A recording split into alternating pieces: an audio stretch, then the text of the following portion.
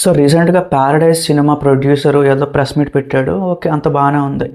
కాకపోతే ఆ press meet దగ్గర ఒక జర్నలిస్ట్ ఒక క్వశ్చన్ అడిగాడు అనమాట.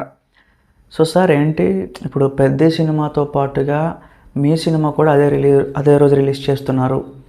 సో మరి అవతల పాన్ ఇండియా హీరో కదా, మరి ఏమైనా రిస్క్ ఉంటుందా అని చెప్పి అడగడం జరిగింది. ప్యారలల్గా మీ ప్యారడైజ్ కూడా జరుగుతుంది. ప్రతి ప్యారడైజ్ అప్డేట్ వచ్చిన ప్రతిసారి కూడా దాని మీద సేమ్ డేట్ వేసుకుంటూ వస్తున్నారు. పెద్ద కూడా సేమ్ అప్డేట్ వేసుకుంటూ వస్తున్నారు.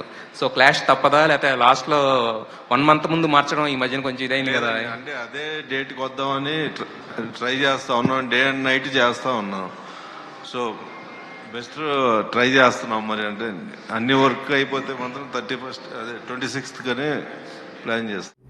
మన పెద్ద ప్రొడ్యూసర్స్ కానీ లేకపోతే మన పెద్ద టీం ఎలాంటి భయం లేదు. ఎందుకంటే చాలాసార్లు ఇలాంటి కాంపిటీషన్లన్నీ దాటుకొని వచ్చి విన్ అయిన చాలా మూమెంట్స్ ఉన్నాయి. కాకపోతే ఈసారి ఏంటంటే ప్యారడైజ్ అనే సినిమా కూడా చిన్న సినిమా ఏం కాదు. ఒక టీజర్తోనే చాలా హైప్ అయితే క్రియేట్ చేసింది. సో ఆ జడల్ కాన్సెప్ట్ కానీ, శ్రీకాంత్ ఓడెలా ఆయన ఒక యంగ్ డైరెక్టర్, యువతలు కూడా పుచ్చిబాబు కూడా అలాంటి ఒక యంగ్ డైరెక్టరే. ఇద్దరు సుకుమార్ గారి శిష్యులే.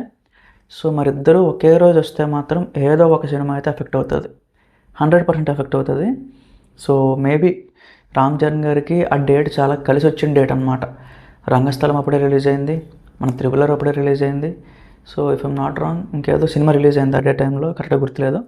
సో అట్లాగా ఒక ఇండస్ట్రీ హిట్ కొట్టాలి, ఆ డేట్స్ అయితే కరెక్ట్గా ఉంటాయన్నమాట. సో చూద్దాం గైస్, ప్యారడైజ్ అనే సినిమా మేబీ ఇంకా షూటింగ్ చాలా ఉంది. బట్ పెద్ద అలా కాదు, ఆల్మోస్ట్ చివరికి వచ్చేసింది.